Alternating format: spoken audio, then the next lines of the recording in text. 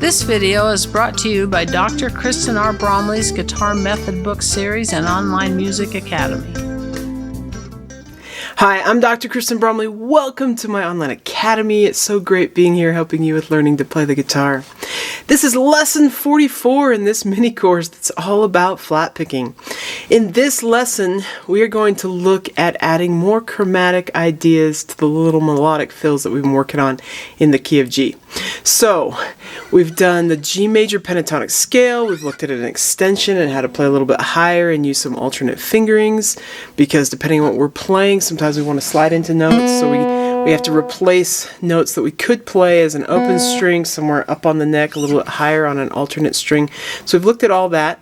In the last lesson, we looked at how we could add a chromatic note in from that major pentatonic, which created the major blues scale. So that was super fun, adding in that flatted third between steps 2 and 3. And now we're going to look at how we can add some more chromaticism. So if this is the first lesson you're jumping into, you're probably going to want to back up and see the 3 lessons that preceded this one, at least, at a bare minimum, so you'll know kind of where we're at. Because I'm not going to go over that G major pentatonic scale again, or that G major blues scale again. I'm just going to assume you kind of already know it. So when adding in more chromaticism, well, we can do all sorts of things, but as a general rule, any of the notes that come out of the chord, so we got a G chord, we can precede any of those by a chromatic tone just below, and the chromatic tone is going to be 1 fret lower than. So like I can come into that G from that F sharp, or I can come into the D, or I can come into the B, or I can come to the G. So I can do that. I can also come from above. Above doesn't always work as well, but I can come from above. And a lot of times when I'm coming from above, it sounds great when we're doing it as a connecting sort of tone between another note in the scale. So for example, when I've got the A that's in that pentatonic and I come down, or I come down from the E, and actually sometimes coming up to the 6th, I can go into that 6th from the chromatic tone below. So sometimes the 6th sort of sounds like a chord tone that sounds kind of nice in our chord, even though we're not throwing that tone into our actual chord, but melodically it works. So I could have added that we could come into that E from a half step below, so just like that. And technically I could come into the A, but it doesn't always work as well because the A doesn't sound like a chord tone in the same fashion as we can kind of sink that E in.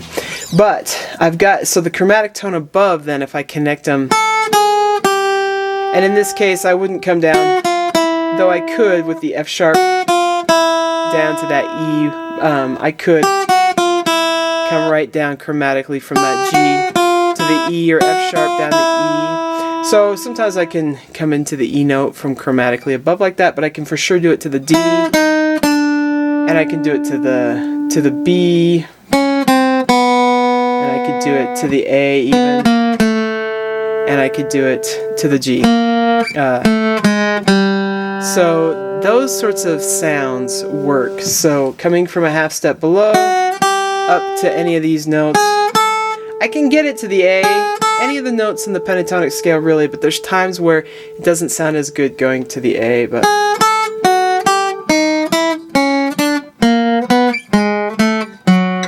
and I could continue down. You could do this in any range. And then coming from above, when we take 3 notes, it kind of works better, but or I could do that here, or I could do that here. I can go, and I'm going to get 4, but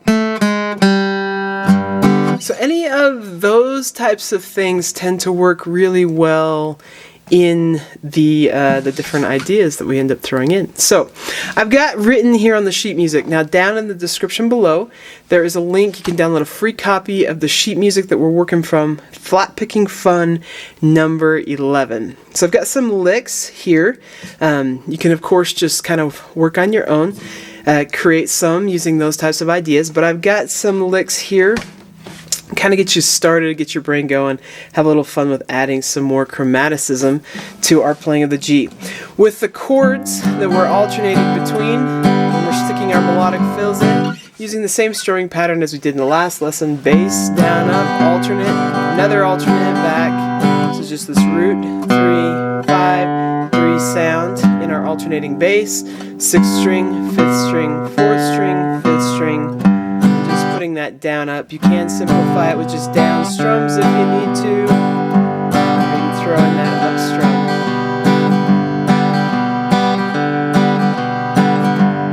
That's our chords. That should be familiar territory. I'm going to go ahead and play through some of these licks that may give you some ideas and get you going. Sometimes we slide and do these with hammer-ons, and we can also pluck them as I was demonstrating really doing them with plucks when I was showing kind of where the chromaticisms are that we can throw in. So, okay, so we've got this first one here. That's how that first measure goes. Super fun. The next measure, so I'm going to slide with my ring finger from frets 3 to 4. If I put it together, it would sound like. So I'll do it kind of slow, and then I'll just speed it up a little bit. So you have 1 and 2 and ready and go and.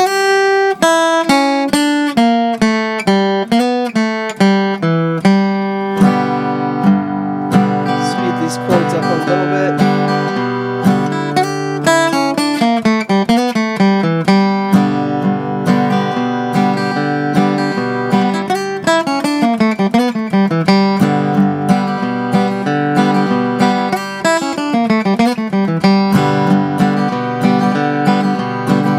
Now I was speeding it up each time so you could hear the lick played at different tempos.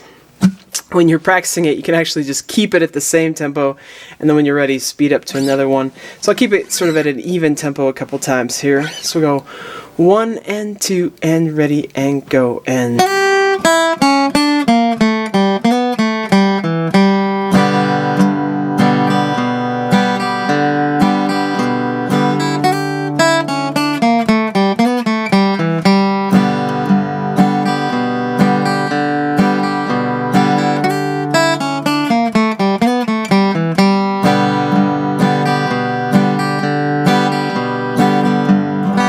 That's how that one works. We'll go ahead and take a look at this next one. So the next one sounds like. Super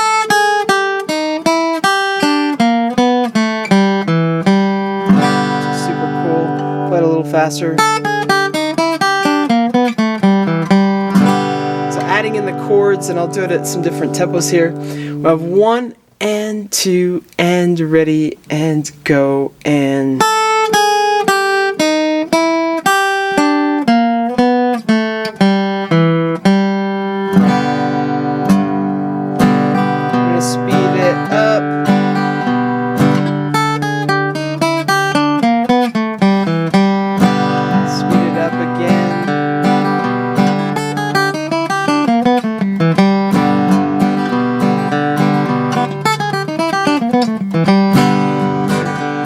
And we get going there. Tripping up a little bit in that right hand, and you'll find that sometimes it's hard to be super accurate. This is so good for our technique. Even if you don't love this style and this sound, it's so good for the coordination between the right and left hands playing these different things. Okay, so I played it at some different tempos there, and I'll just take it at a nice, even tempo. 1, 2, 1, 2, ready, and.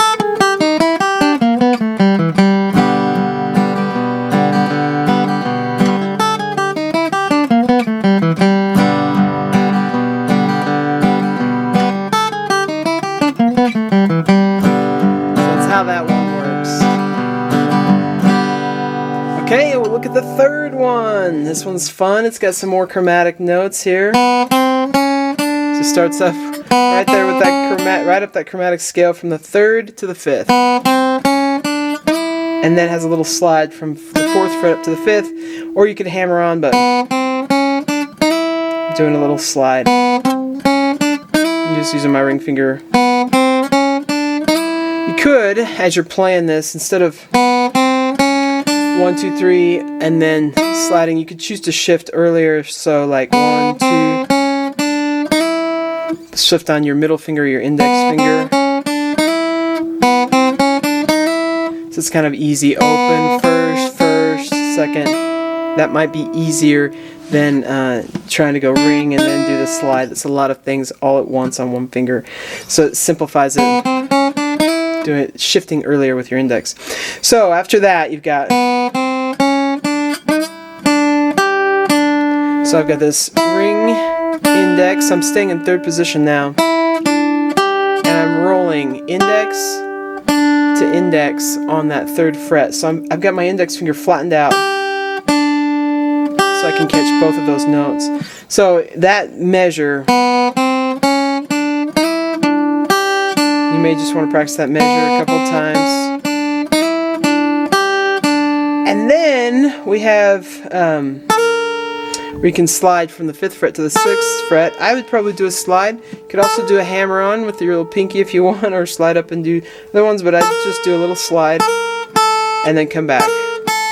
Ring finger on the 5th fret and then come back. And I'm just staying in third position. So that whole lick sounds like this.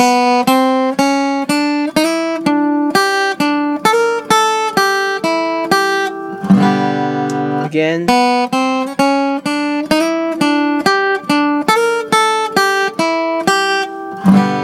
Just like that. So if I do it with the chords, I'll do it at some different tempos here. Starting off nice and slow. You have 1 and 2 and ready and go and.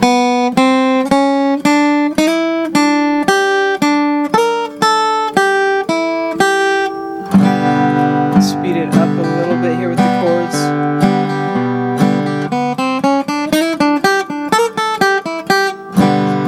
Speed it up again.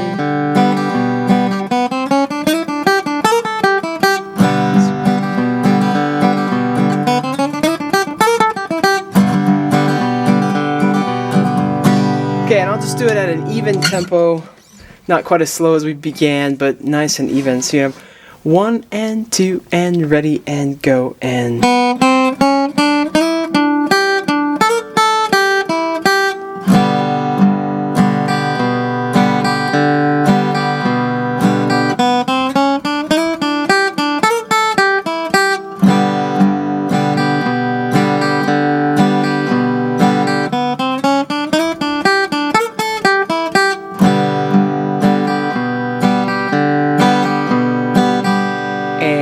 Continue. Okay, and you can do that at various tempos as I've explained in other lessons and other times. Okay, and we'll go ahead and go on over to the next page and look at the one at the top. Now this one we start by sliding in from 2nd position up to 3rd with that index finger. And then we have a little chromatic movement there. Now as we continue, you kind of have to decide how you want to finger this. So the way I just fingered it, so I stayed in 3rd position so I could grab the next note with my middle finger, ring finger, index, middle, and then I just have to shift down from there, which isn't that far of a reach really, to grab with my index finger that A note. And that's kind of an easy way to do it. Another option is if I collapse, I can use my ring finger and my pinky, then my middle and my ring and my index. So I've shifted down to 2nd position already. So that's another way you can do it, but then you got to use your ring finger and pinky, which you may not want to do. So that way I did that, and then the other way I have a little shift that could be a little awkward. You can pick either way, is completely fine. Alright, I'll play this one at different tempos here. So you have 1 and 2 and ready and go and.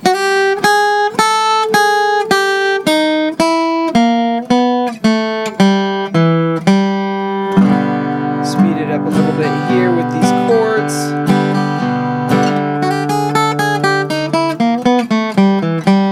Speed it up again.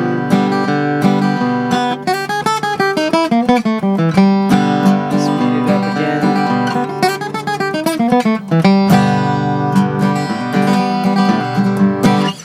okay. I'll keep it at a nice even tempo, how you would ideally want to practice it wherever you're comfortable at. So we're going to have 1 and 2 and ready and go and.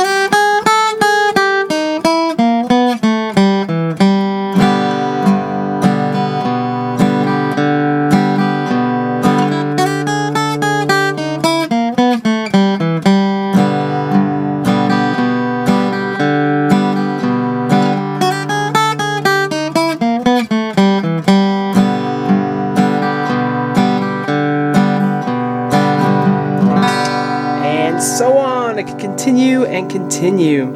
Okay, we'll look at the next one then. Uses a chromatic in a different spot here. Takes us between, in this lower octave, that's that third of the scale and the fifth of the scale. So. Kind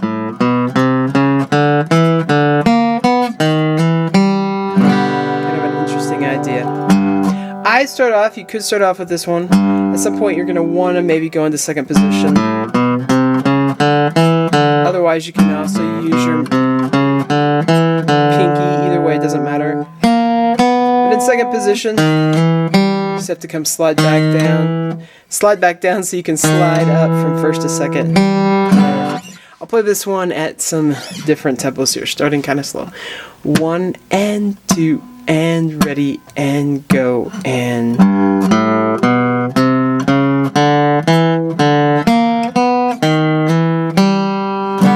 Speed it up with these chords.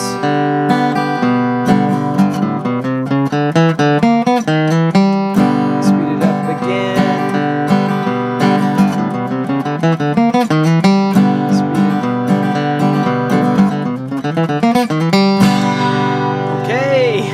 Faster they go, the harder it is to transition back and forth.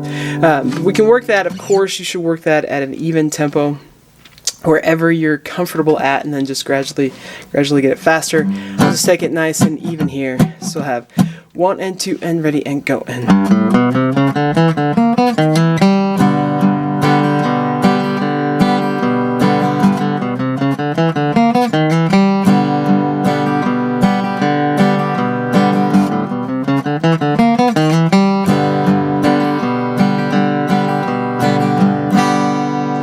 Okay, and slow is fast. So working at it, whatever tempo works well for you is important, and then it gets easier and easier to speed it up fast. Also, I can say, like, reading things, I can never play things as fast when I'm reading as when I've sort of got it internalized and memorized, and I'm just playing, or when I'm actually improvising and just have these melodic ideas sort of ingrained, which is the idea. With doing this is as you get a little melodic lick worked in, then our brain figures out how to create these different melodic ideas, and it can even manipulate it into our own melodic ideas. But by practicing them and learning them, it helps with the neurologic system. It creates these superhighways from our brain right down to the nerves to the end of our fingers. And so it just, I know how to do something, and it sends it right down, and we do it. Almost like what they call muscle memory, though our muscles don't really have any memory. But that's kind of how that works. So this is a great process in getting ready to improvise all on your own, and you want to work them at whatever tempo is comfortable for you. So I've just demonstrated them at different tempos so you can hear how they sound and work them in that way. You can get faster and faster as you get more comfortable. Okay, we'll look at the last one here. So with this one, I like this slide from second to third fret. So I could slide, but you could hammer on if you wanted to, but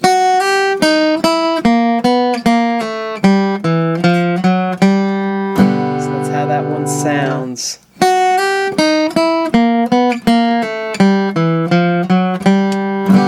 mostly fingering it from second and third position there. So index slides up to the third fret, and then middle, ring, index, middle. Then I'm sliding down and using my middle. You could slide down, index to, using your index, you could slide down from frets 3 to 2, or you can slide down and do a pull off, middle to index. Either way, and then open. And it's easy, I think, to do that right there in second position. So nice and slow. This one sounds like 1 and 2 and ready and go and.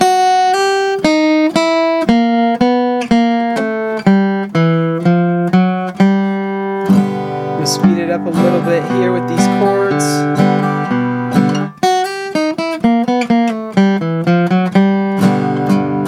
Speed it up again.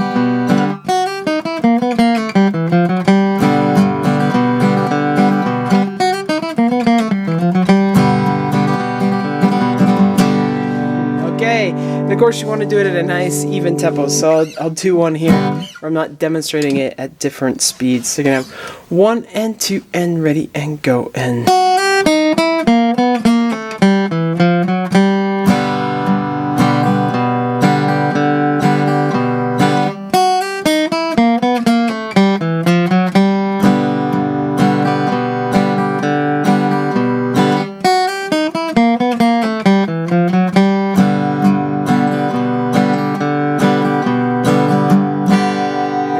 Continue to do that as many times as you want to, just till you get comfortable, gradually speed it up. Okay, the last thing there on the page just has the slash marks. It says, hey, start creating some of your own, going back and forth between the chords. So you can do that. And with that, to reiterate what I talked about at the beginning of the lesson, we know that we can approach any of the chord tones and really even any of the notes in the major pentatonic, to some extent even adding that chromatic note in the blues scale, from a half step below. So I've got up to the A, to the G, to the E, to the D, to the B, to the B flat. I can't sit there forever, it's high tension, so I gotta go somewhere, but I can do that. To the A and to the G. And of course you can do that in the entire range. I can also approach it from a whole step below, adding in those chromatics. So up to that A, to the G, to the E, to the D, to the B, even to the B flat. It's going to be highly tense, so got to use that carefully. But I can do it to the A, or to the A, to the G, and so on. I could do it throughout the entire range. From above, we can technically do one fret coming down, but some places it works better than others. But down to my